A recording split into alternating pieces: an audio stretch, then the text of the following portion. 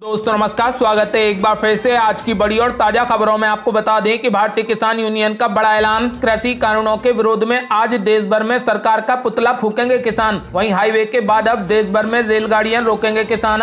मंत्री अजय मिश्रा को बर्खास्त करने की करेंगे मांग। वहीं सिंगू बॉर्डर पर हुई बर्बर हत्या, संयुक्त किसान मोर्चा ने झाड़ा पल्ला, कहा मरने और मारने वालों से हमारा कोई नाता नहीं। वह हरियाणा की घटना पर बोली कांग्रेस, हिंसा के लिए कोई स्थान नहीं, जांच करवाना सरकार की जिम्मेदारी। वहीं फिर से भाजपा के साथ जाना चाहते हैं ओम प्रकाश राजभर, गठबंधन को लेकर रखी शर्तें। वहीं लौट के सिद्धू घर को आए, बने रहेंगे पंजाब कांग्रेस के अध्यक्ष, बोले आला कमान का हर फैसला मंजूर। वहीं यूपी विधानसभा चुनाव के लिए 22 अक्टूबर से बीजेपी शुरू करेगी सदस्यता अभियान।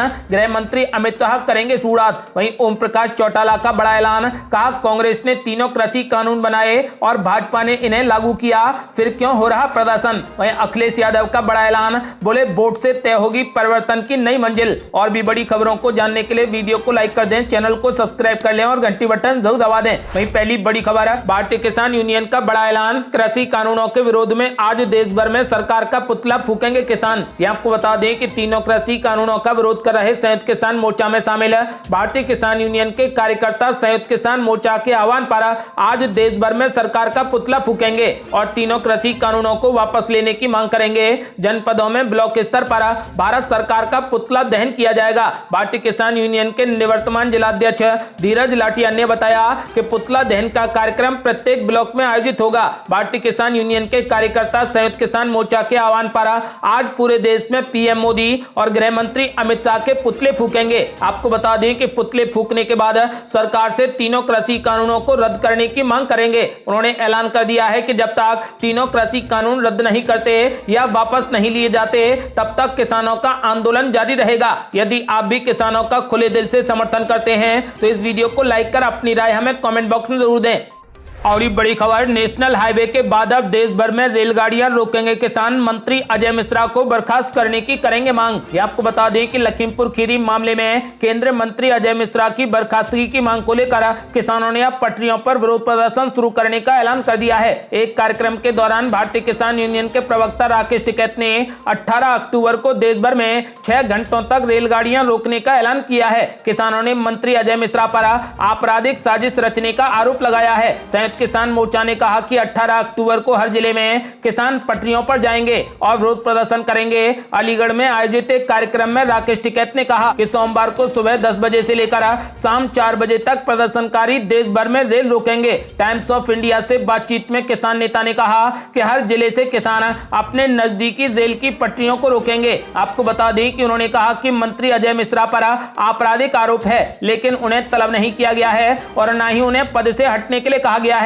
उनका बेटा गिरफ्तार हुआ है, लेकिन काफी देरी के बाद अगर वे पद पर रहेंगे तो हमें न्याय नहीं मिलेगा। ऐसे में उन्हें बर्खास्त नहीं किया जाता तो हम रेल रोको आंदोलन के साथ आगे बढ़ेंगे। एक अन्य किसान नेता ने जानकारी दी है कि रेल रोको आंदोलन के लिए तैयारियां शुरू हो गई हैं। भारतीय किसान यूनियन के प्रदेश महासचिव जगमोहन सिंह ने कहा कि पंजाब में हमने घेराबंदी करने के लिए 36 जगहों की पहचान की है। हम ये सुनिश्चित करेंगे कि किसी भी इन बिंदुओं से किसी भी राज्य की ट्रेन गुजरने न पाए। मथुरा में भारतीय किसान यूनियन के जिला अध्यक्ष राजकुमार तोमर ने कहा कि 600 लोगों से राया स्टेशन को घेरा जाएगा और करीब 400 लोगों से मथुरा जंक्शन पर इकट्ठा होने के लिए कहा गया है। बुधवार को ही जिला स्तरीय बैठक में यह फैसला लिया गया है। मंत्री को 12 अक्टूबर तक बर्खास्त नहीं किए जाने की स्थिति में किसान नेताओं ने पहले ही अपनी विरोध योजनाओं की घोषणा कर दी थी। इसमें भारतीय जनता पार्टी के नेताओं के पुतले जलाना, रेल रोको आंदोलन और 26 अक्टूबर को लखनऊ में महापंचायत शामिल है, जिसके तहत आज रणनीति के मुताबिक आज देश भर में किसान पीएम मोदी और गृह मंत्री अमित शाह के पुतले फूकेंगे। और ये बड़ी खबर, सिंगू बॉर्डर पर एक व्यक्ति की निर्मम हत्या, संयुक्त किसान मोर्चा ने झाड़ा पल्ला, कहा मरने और मारने वालों से हमारा कोई नाता नहीं। ये आपको बता दें कि सिंगू बॉर्डर पर किसानों के प्रदर्शन स्थल के पास एक युवक लखबीर सिंह की निर्मम हत्या कर सबको बैरिकेड से लटका दिया, जिसकी संयुक्त किसान मोर्चा ने निंदा करते हुए इसे एक बड़ी साजिश बताया। आपको बता दें कि इस घटना के बाद पूरे देश में उबाल है। किसान मोर्चा के नेता जगजीत सिंह डल्लेवाल ने कहा कि हम ये स्पष्ट करना चाहते हैं कि इस घटना के दोनों पक्षों निहंग समूह और मृतक का संयुक्त किसान मोर्चा के साथ कोई भी संबंध नहीं है। मोर्चा किसी भी धर्म और प्रतीक की बेअदबी के खिलाफ है। किसान नेता ने कहा कि मोर्चा को धार्मिक मुद्दा बनाने की कोशिश की जा रही है। ये एक बड़ी साजिश लगती है और इसकी तुरंत जांच होनी चाहिए।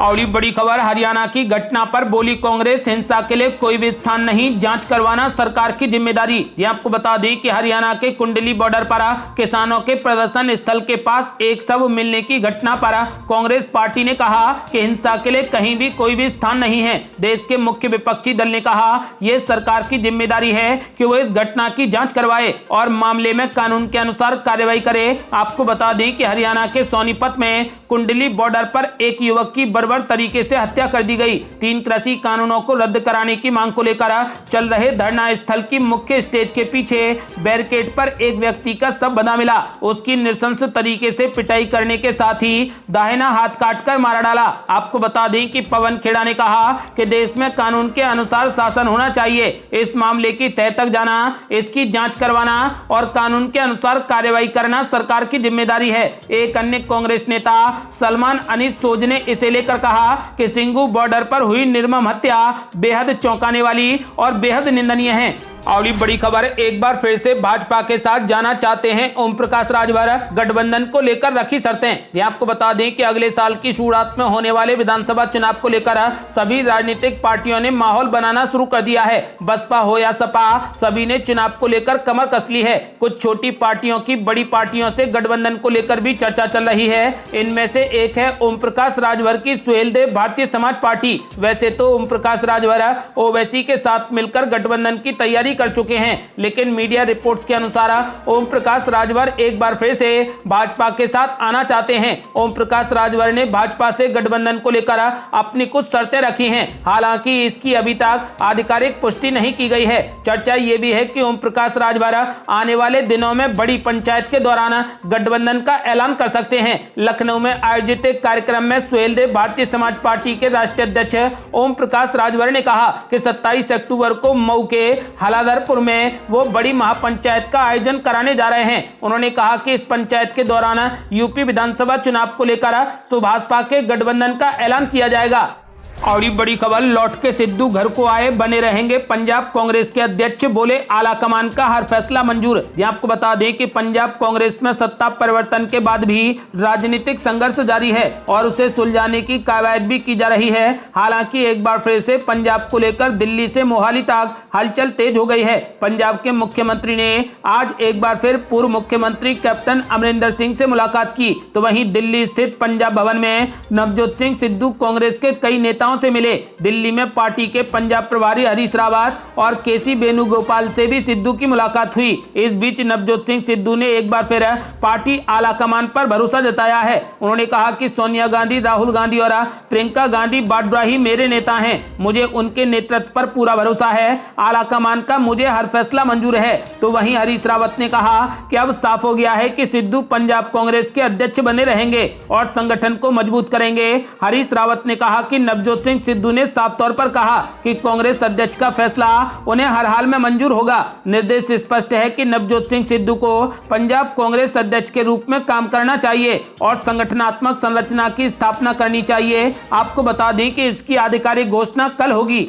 और ये बड़ी खबर, यूपी विधानसभा चुनाव के लिए 22 अक्टूबर से बीजेपी शुरू करेगी सदस्यता अभियान, गृह मंत्री अमित शाह करेंगे शुरुआत। ये आपको बता दें कि उत्तर प्रदेश में होने वाले विधानसभा चुनाव से पूर्व भाजपा अपना समर्थन बढ़ाने को एक बड़ा अभियान शुरू करने जा रही है। आगामी 22 अक्टूबर से पार्टी प्रदेश में अपना सदस्यता अभियान शुरू करने की प्लानिंग कर रही है। इसकी शुरुआत केंद्रीय गृह मंत्री अमित शाह के हाथों से होगी। पार्टी ने इस बार प्रदेश में 1.5 करोड़ नए सदस्य बनाने का लक्ष्य रखा है। भाजपा की योजना में अपनी सदस्य संख्या 4 करोड़ तक पहुंचाने की है, ताकि अपने बूते सत्ता की चाबी हासिल की जा सके। भाजपा के प्रदेश में फिलहाल 2.5 करोड़ सदस्य हैं। इनमें से करीब 1.5 करोड़ का सत्यापन भी हो चुका है। इस बार 1.5 करोड़ नए सदस्य बनाकर 4 करोड़ का आंकड़ा छूने का टारगेट रखा गया है। सदस्यता अभियान को लेकर पार्टी ने भारी भरकम रोड मैप तैयार किया है। इसकी शुरुआत अमित शाह खुद कुछ लोगों को सदस्यता दिलाकर करेंगे। उनसे 22 अक्टूबर का समय मांगा गया है। आपको बता बता दें कि प्रदेश स्तर पर इसकी रूपरेखा तैयार कर ली गई है। आपको बताते चलें कि फिलहाल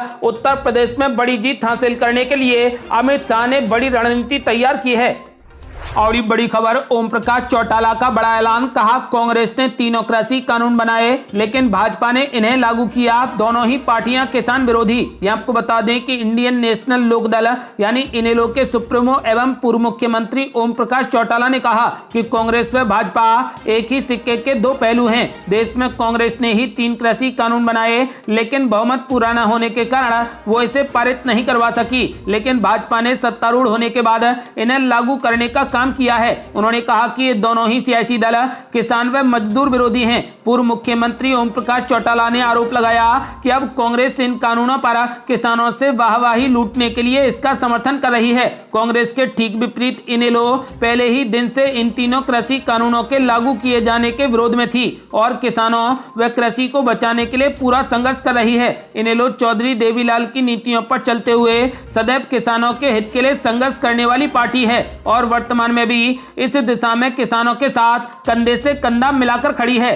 और ये बड़ी खबर, यूपी विधानसभा चुनाव को लेकर अखिलेश यादव का बड़ा ऐलान, कहा वोट से तय होगी परिवर्तन की नई मंजिल, इस बार यूपी में बनेगी सपा की सरकार। यह आपको बता दें कि राष्ट्रीय अध्यक्ष व पूर्व मुख्यमंत्री अखिलेश यादव ने कहा कि लोकतंत्र पर आए संकट को देखते हुए वोट से परिवर्तन की नई मंजिल तय करनी है। विजयदशमी का पर्व हमें ये संदेश देता है कि अहंकार और अत्याचार का परिणाम सदैव बुरा होता है। ये भी सुनिश्चित है कि बुराई और असत्य के मुकाबले हमेशा सत्य की जीत होती है और असत्य पराजित होता है। हमें इसलिए अपने आचरण में सद्भाव को बढ़ावा देना चाहिए। उन्होंने कहा कि समाज संक्रमण के बुरे दौर से गुजर रहा है, संकीर्ण मानसिकता के चलते आपसी सौहार्द बिगड़ रहा है, अधिनायक शासी सोच से सरकार असहमति की आवाज का दमन कर रही है। लोकतंत्र और सामाजिक समरसता को कमजोर करना ही भाजपा का मूल एजेंडा है। जनता के हित में भाजपा सरकार की नीतियां पूरे तरीके से विफल रही हैं। आपको बता दें कि अखिलेश यादव ने ऐलान कर दिया है कि इस बार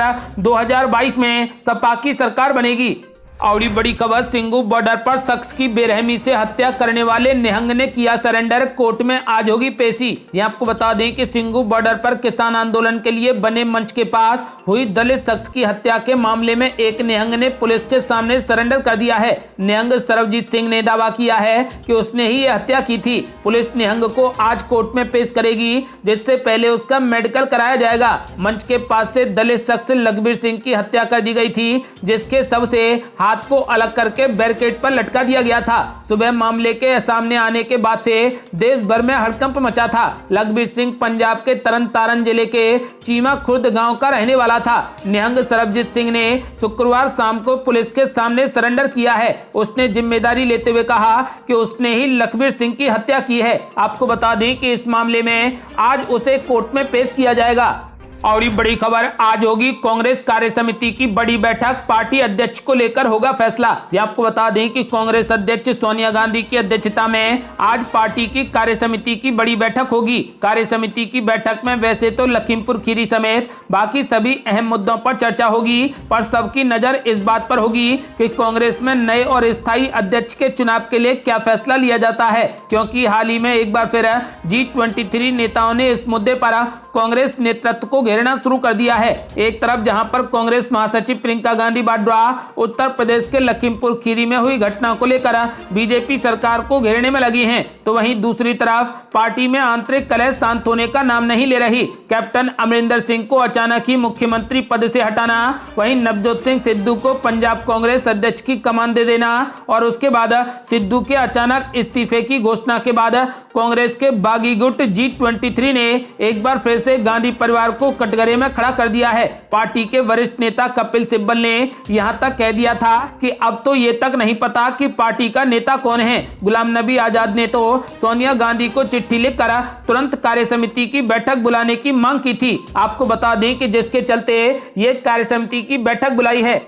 और ये बड़ी खबर, पीएम नरेंद्र मोदी 25 अक्टूबर को आएंगे यूपी, 9 मेडिकल कॉलेजों की देंगे सौगात। ये आपको बता दें कि प्रधानमंत्री नरेंद्र मोदी 25 अक्टूबर को सिद्धार्थनगर समेत उत्तर प्रदेश को एक साथ 9 मेडिकल कॉलेजों का तोहफा देंगे। नेशनल मेडिकल काउंसिल ने सिद्धार्थनगर समेत सभी 9 मेडिकल कॉलेज का निरीक्षण कर इनके संचालन की संस्तुति प्रदान कर दी है। इन 9 मेडिकल कॉलेजों के लोकार्पण के बाद प्रदेश में एमबीबीएस की 900 सीटें बढ़ जाएंगी। पहले इन कॉलेजों के लोकार्पण की योजना 30 जुलाई को थी, लेकिन नेशनल मेडिकल काउंसिल की संस्तुति के अभाव में लोकार्पण का कार्यक्रम स्थगित हो गया था। आपको बता दें कि आज मुख्यमंत्री योगी आदित्यनाथ सिद्धार्थनगर में प्रधानमंत्री के कार्यक्रम के मद्देनजर तैयारियों का जायजा लेने जाएंगे। प्रधानमंत्री कार्यालय से स्वीकृति मिलने के बाद सिद्धार्थनगर जिले में तैयारियां शुरू हो गई हैं। प्रधानमंत्री नरेंद्र मोदी सिद्धार्थनगर में एक बड़ी जनसभा को भी संबोधित करेंगे।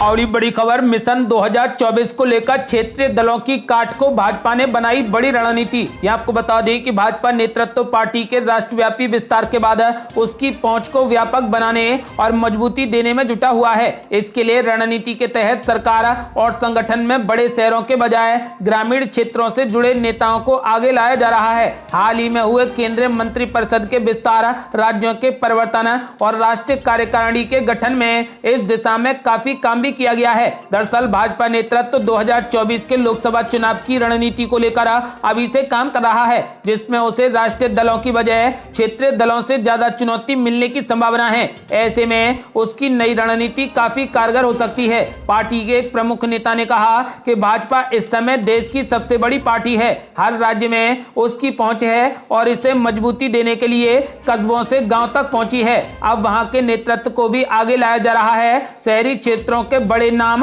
और कद वाले नेताओं के बजाय पार्टी ग्रामीण क्षेत्रों के नेताओं को सत्ता और संगठन दोनों में महत्व दे रही है। ये थी अब तक की बेहद बड़ी खबरें। यदि आप भी चाहते हैं कि भारत जल्द से जल्द कोविड मुक्त हो जाए और किसानों को न्याय मिले, तो इस वीडियो को लाइक कर अपनी राय हमें कमेंट बॉक्स में जरूर दें। यदि आपने अभी तक हमारे चैनल को सब्सक्राइब नहीं किया है तो कृपया चैनल को सब्सक्राइब कर घंटी बटन जरूर दबा दें। जल्दी मिलते हैं बड़ी अपडेट के साथ, तब तक के लिए जय हिंद, जय भारत।